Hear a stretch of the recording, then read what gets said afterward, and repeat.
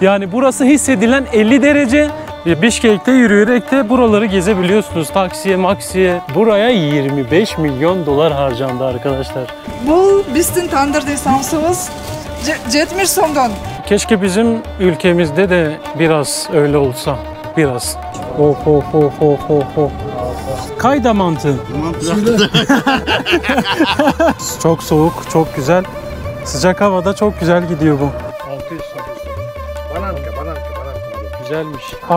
Arpa suyu bu. Doğal fermente edilmiş içecek. Yaşın kaç senin? Benimki 16. Bizim tandır samsılarımız var. Bunlar 70'ten. Bizim samsılarımız sayı жақшы.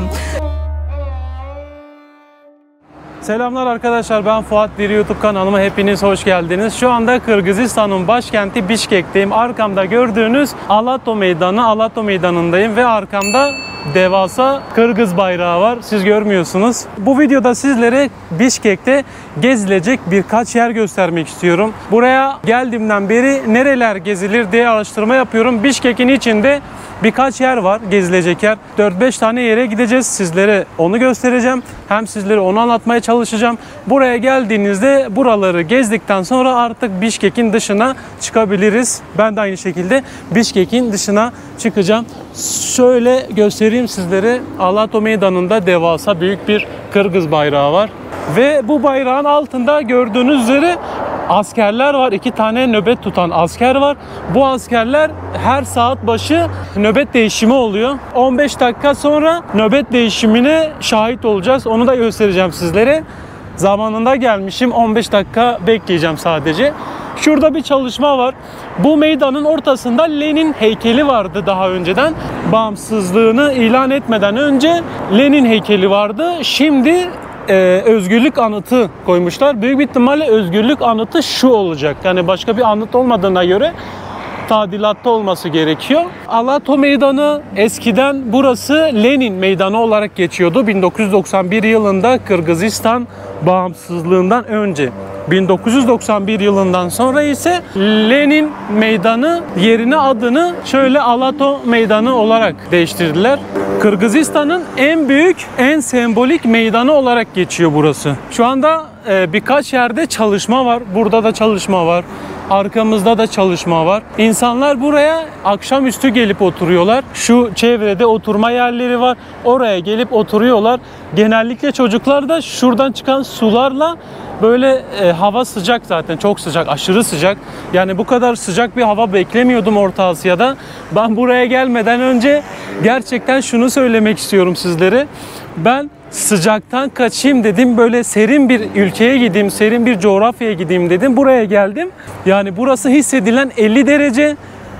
Telefondan baktığımda 39 derece, 40 derecelerde bir hava sıcaklığı var. Ama hissedilen kesinlikle 50 derece arkadaşlar. Ben dün sıcaktan kaçıp hostele gittim, uyudum o klimanın altında.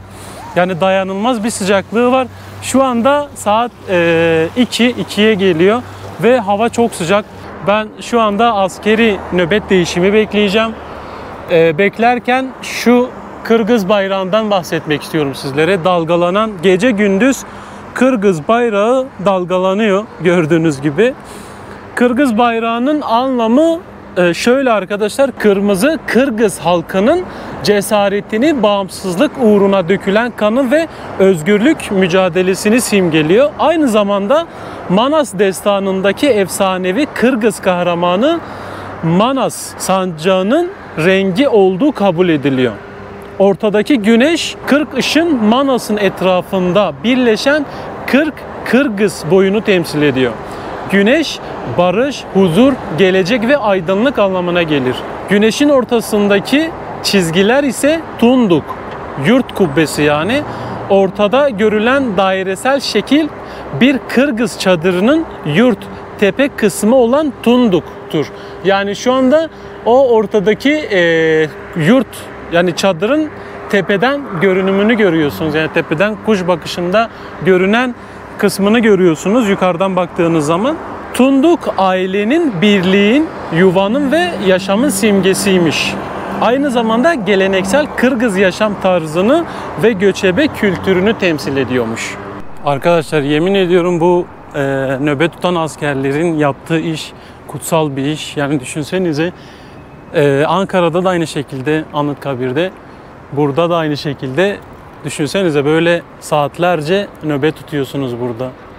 Hiç hareket etmeden robot gibi böyle duruyorsunuz. Hakikaten yani çok zor bir işmiş ya. Çok çok zor iş. Şimdi bir 5 dakika sonra nöbet değişimi olacak. Bekliyorum bakalım.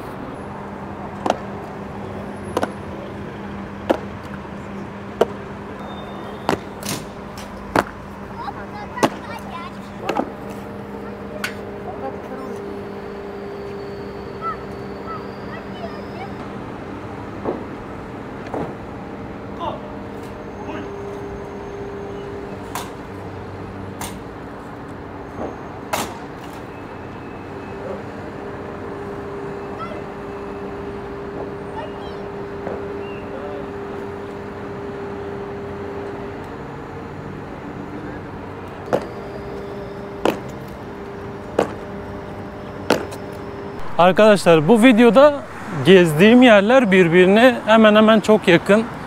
Yani Alato Meydanı hemen arka tarafta. Şimdi de Zafer Anıtı'na doğru gidiyorum. Zafer Anıtı da buradan 1 kilometre uzaklıkta. Şöyle Pamfilov Parkı'nı sağ tarafınıza alıp dümdüz yürüyorsunuz. 1 kilometre sonra anıtı göreceksiniz zaten. Bişkek'te yürüyerek de buraları gezebiliyorsunuz. Taksiye, maksiye, otobüse, toplu taşıma hiç gerek yok. Arkadaşlar Zafer Anıtı'na geldik. Ortada gördüğünüz gibi hiç sönmeyen bir alev yanıyor. Ve arkada bir heykel var. Bu Zafer Anıtı 1985 yılında 2. Dünya Savaşı'ndaki Sovyet zaferinin 40. yılı anısına inşa edilmiş. Hem savaşta hayatını kaybeden askerleri hem de geride kalan aileleri anmak için yapıldı burası. Anıt 3 büyük granit kemerden oluşuyor. Bir yurtu Kırgız çadırını simgeliyor arkadaşlar yukarıdan baktığınızda. Bir Kırgız yurtunu simgeliyor. Gördüğünüz heykel de savaşta kaybettiklerini bekleyen bir anne figürüymüş. Savaşta oğlunu kaybetmiş bir anneyi mi temsil ediyordu? Yoksa savaşta eşini kaybetmiş, yolunu gözleyen bir kadını mı temsil ediyordu? Tam olarak onu çözemedim ama sanırsam hani internette yazılana göre bir anneymiş, oğlunu savaştan dönmesini bekliyor. Böyle elinde bir kase. Zafer Anıtı'nı arkanıza alıyorsunuz arkadaşlar. Hemen önünüzde. Zaten buradan da görünüyor. Bak Merkez Camisi Bişkek. Hemen minaresi görünüyor buradan. Serahsi Camisi olarak geçiyor. 25 milyon dolar harcanmış bu camiye. Türkiye tarafından. Bakalım 25 milyona değmiş mi? Bir bakalım görelim. Kapasitesi de çok yüksekmiş. Oraya gidince anlatacağım sizlere kaç kişi alıyor vesaire. Arkadaşlar şu anda devasa caminin avlusundayım. Arkamda gördüğünüz ihtişamlı Serahsi Merkez Camisi, yani Kırgızistan'ın Bişkek Merkez Camisi olarak geçiyor. Orta Asya'nın en büyük camilerinden biri olarak geçiyor. En ihtişamlı. Buraya 25 milyon dolar harcandı arkadaşlar. Türkiye Diyanet'in projesiymiş. 25 milyon dolar harcamışlar. 2012'de inşaatına başlanmış. 2017'de inşaat çalışması bitmiş. Yani toplamda 5 sene içinde yapmışlar bunu. Bence kısa sürede bitirmişler. 2018'de ise açılışını yapmışlar. Halka açılmış 2018'de. Devasa büyük bir cami. 25 milyon dolar harcanmış. 25 milyon dolar. Kaç TL yapıyor? 25 milyon dolar. Hiç hesaplamak istemiyorum. Ama şu anda Orta Asya'nın en büyük camilerinden biri olarak geçiyor. İçeriği göstermek istiyorum. İçerisine girelim. Bir içeriden nasıl görünüyor bir bakalım. Ama altımda şöyle var. Girebilir miyim bilmiyorum. Selamun aleyküm. Aleykümselam. Şorttan diyeceğiz mi? Değil mi? Short. Olmaz. Yok mu sizde bir şey? Aa. Ha, aynen. Tamam. Şöyle gireyim, hemen gösterip çıkayım. Ya.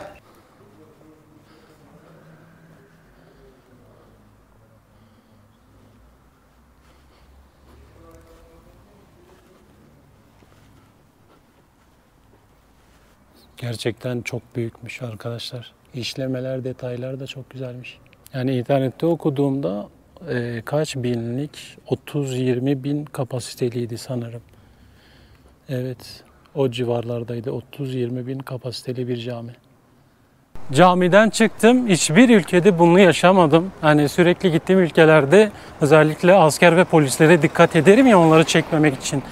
Burada mesela askerlerle birkaç kişiyle konuştum, sohbet ediyorum. Çok cana yakınlar. Onları çekince de bir şey söylemiyorlar, gülüyorlar, şey yapıyorlar. Görev başında olmayıp dışarıda olan askerleri de, mesela az önce camide olan abi bir askerdi. Hiç kibir yok, bir şey yok. Çok da güzel sohbet ettik, güldük, eğlendik, şey yaptık. Böyle nereye gitmem gerekiyor falan filan biraz anlattı. Çok Türkçe bilmiyor ama çok az biliyor Türkçeyi. Diğer abi de aynı şekilde askerdi. Yani hiçbir şekilde şunu demek istiyorum. Ne kibir, ne böyle üstten bakma, üstten konuşma hiç yok ya. Ben şey zannettim, hani temizlik görevlisi falan zannettim ilk başta. Öyle deyince ben bile şey oldum. Ben bile biraz, hani bir adım geriye atarsın ya, daha dikkatli konuşursun çünkü karşındaki insan asker oluyor. Hakikaten onların yaptığı işler kutsal. Sağlıkçılar, askerler, öğretmenler, bunlar kutsal işler, çok önemli işler, çok güzel işler. Ben her zaman saygı duyuyorum. Bütün mesleklere saygı duyuyorum tabii ki. Ama böyle bir yerde, bir ülkede böyle askerler ve polisler tarafından hoş karşılanınca daha çok mutlu oluyorsun yani. Keşke bizim ülkemizde de biraz öyle olsa, biraz. Çok fazla üstten bakmasalar, üstten konuşmasalar. Ben herkes için söylemiyorum bunu ama gerçekten öyle, gidip konuştuğun zaman bile çok farklı bir tavırla konuşuyorlar. Ne bileyim, bir kontrol noktasında, bir başka bir yerde. Hani havalimanında bile askerler kontrol noktasında vesaire güler yüzlü, hiç sanki normalmiş gibi. Hiçbir şey yok. Hiç böyle bir üstünde bir stres falan, gerginlik oluşmadı. İlk defa bir ülkeye girdiğimde pasaport kontrolünde hiç çekinmedim, hiç strese girmedim. Genelde böyle iki elim böyle olur. Şöyle beklerim. Hani beni içeriye al, ülkeye al dercesine öyle hareketlerim oluyor. Ama burada öyle bir şey olmadı. Burada rahat bir şekilde kameraya baktım, güldük müldük. Hiçbir şey de sormadı, girdim ülkeye. Oradan anlıyorsunuz zaten. Haydi Alamettin pazarına gidelim. Yaklaşık 2 kilometre uzaklıkta, 2 kilometreye yakın yürüyeceğiz. Bakın burada ne satılıyor? Kıbaç. Selam. Bu ne? Abi bu ne? Kıvas? Kıvas ne? Halal. Halal. Pivamız.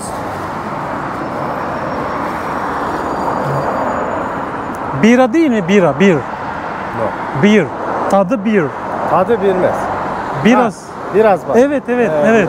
Arkadaşlar tadı biraya benziyor. Biraz var. Ama şey, sanki arpa mı? Arpa suyu bu. Doğal fermente edilmiş içecek.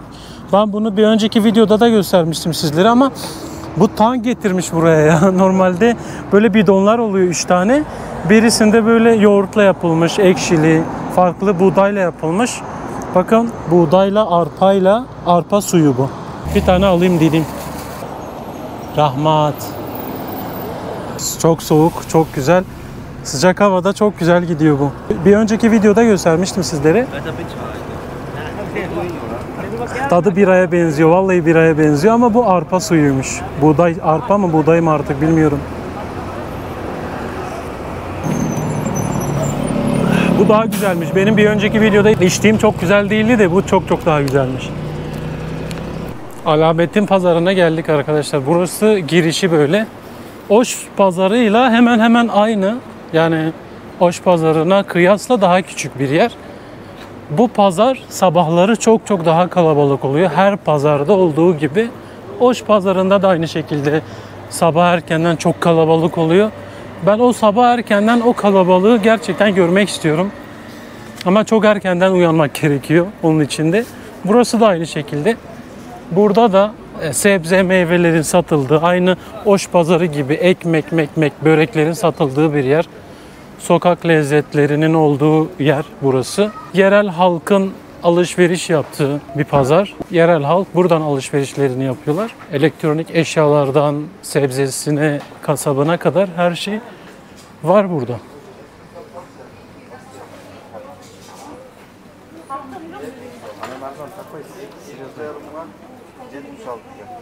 Bişkek'in ikinci büyük pazarı bu da. Yani Oş pazarından, Dordoy pazarından sonra en büyük ikinci pazarı. Küçük ama çok hareketli bir pazarmış burası. Yani burası da Dordoy pazarı gibi. Yani bunu Dordoy pazarı gibi düşünebiliriz. Her şeyi bulabileceğiniz bir yere benziyor açıkçası. Yani girişte meyvelerden, sebzelerden başladım. Hemen direkt şöyle bir yere girdik.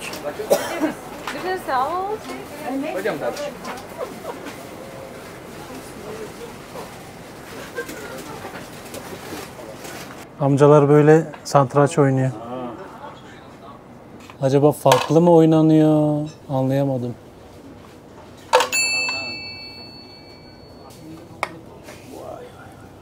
Vay vay. Barakelde, barakelde, vay vay vay vay vay vay vay. Barakelde, barakelde. Barakelde, barakelde, barakelde.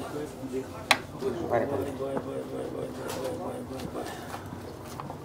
Vay vay vay vay vay vay vay. Oo. Oo.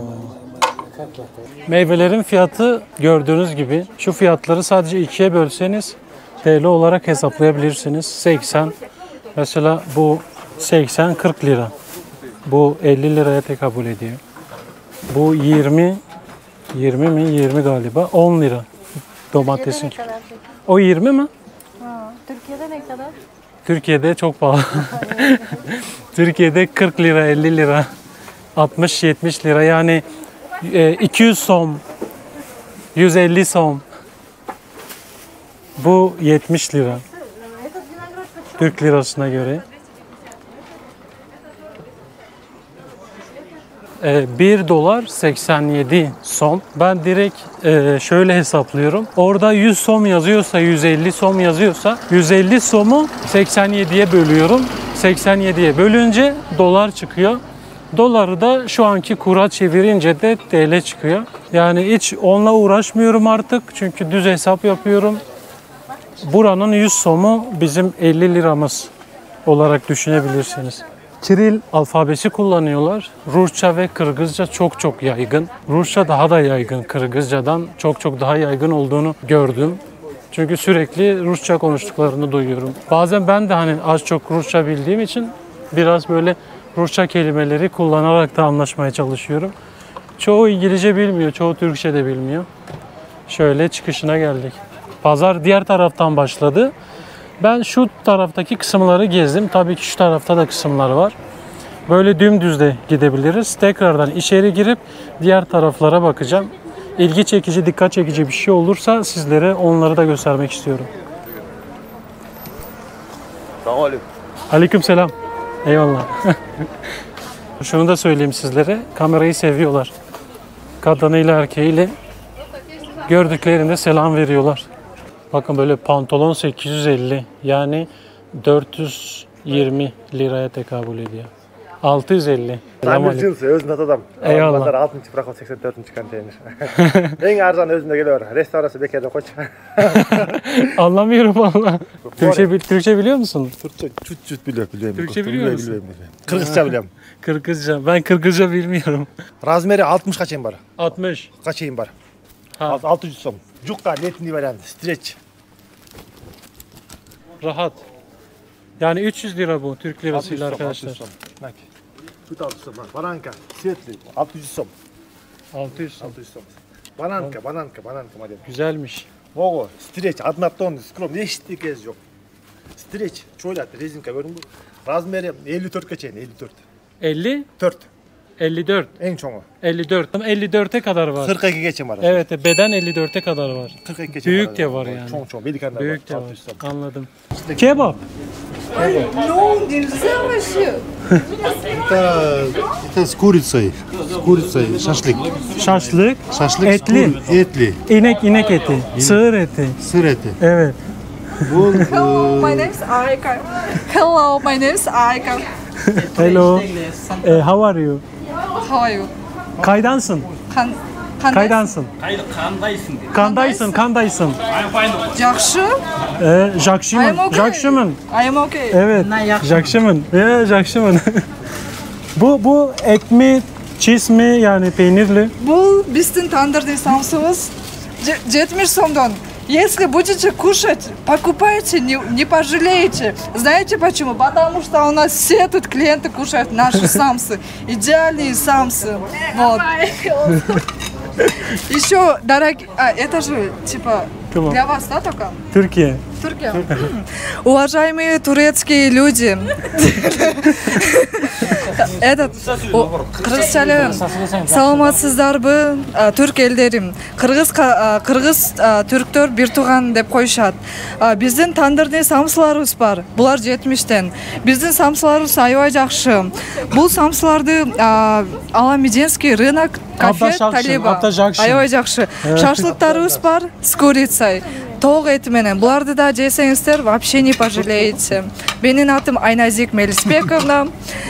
Все, пока. Rahmat. Rahmat. Oo. Etli bu değil mi? Etli şimdi. Et. Ha.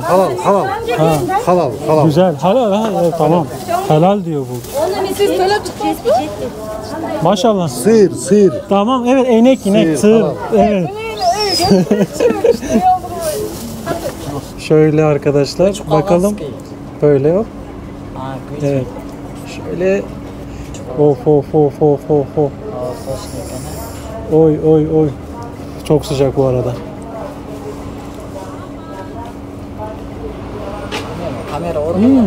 Sığır etiymiş bu yani inek eti. Sığır eti. Sığır eti güzelmiş, baya güzel. Қандай екен самсы? Çok güzel. Abda Jackson. Yes. Abda Jackson. Жақсы? Yaxşı. Yaxşı. Этот мұным не қыласыздар? Қайқа шығарасыздар? Çok güzel. Çok güzel. It is good. Televizyona çıkacağım. Evet, YouTube'a. Evet.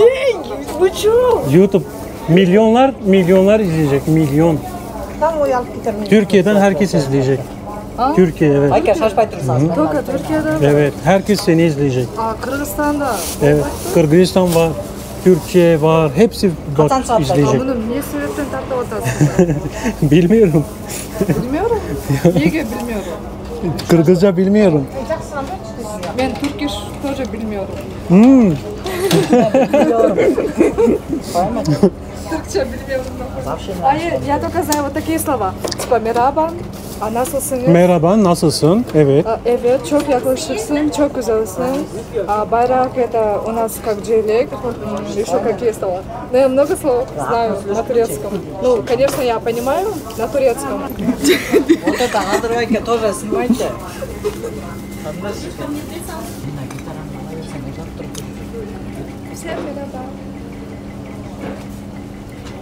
Kamera. Türkiye'den geldim. Türkiye'den kim? Evet. Evet. YouTube için çekiyorum. Video çekiyorum. Çıkarasın, getiresin. Evet. Seyahat. Geziyorum. Mantı nerede yiyebilirim? Mantı. Ha. Mantı. Mantı kaydadır. Kayda mantı. Mantı burada diyor. Reklamı verdi adam. Sen söyle dedi. Türkçeyi nereden biliyorsun? Evet biliyorum. Nereden biliyorsun Türkçeyi? Annem biliyor. Ha annen. Annen Türk mü? Kırgız. O Türkçe biliyor. Evet. Oradan anlıyorsun. Evet. Ne güzel. Adın ne? Adım Hatice. Hatice. Evet. Hatice Türkçe. Evet. Hatice. Benim adım Fuat. Fuat. Nereye gidiyorsun böyle? Ben evde. Ha, alışveriş yaptın. Evet. Neler aldın? Ben Ne aldın? Acer'dadı. Çok ağır. Yaşın kaç senin? Benimki 16. 16 yaşındasın. Evet. Türkiye'ye hiç gittin mi? Yok. Gitmedin. Skoro. Gitmek istiyor musun Türkiye'ye? Evet. Tanıştığıma çok memnun oldum. Evet. Ben de. Görüşürüz. Tamam görüşürüz. Görüşürüz tamam. Arkadaşlar ben sıcaktan bayılmadan önce hostele dönmek istiyorum. Pazarı gösterdim sizlere. Orada samsa yedim. Samsa güzeldi. Türkçe konuşanla denk geldim. Değişik bir video oldu sonlara doğru. Bence güzel oldu. Ben de çok orada keyif aldım son anlardan. Özellikle samsa yediğim yerde bayağı enerjikti oradakiler. Hem utanıyorlardı hem kameraya çıkmak istiyorlardı. Çok garipler ya. Onu idrak edemiyorsun. Hani kameraya çıkmak istemiyor mu? İstiyor mu? Utanıyor mu? Nasıl yapacağını bile bilmiyorsun. Kameraya çıkmak istiyor, konuşmak istiyor. Bir yandan da utanıyor. Çok değişik. Neyse ben hostele dönüyorum. Bu video bu kadar olsun. Kendinize çok çok iyi bakın. Videoyu beğendiyseniz eğer beğenmeyi unutmayın. Yorum yapmayı, hype puanı vermeyi unutmayın. Hype puanı vermek için yorumu sola kaydırdığınızda hype puanı verebilirsiniz. Kanalıma hala abone değilseniz eğer abone olmayı unutmayın. Bir sonraki videoda görüşmek üzere. Kendinize çok iyi bakın.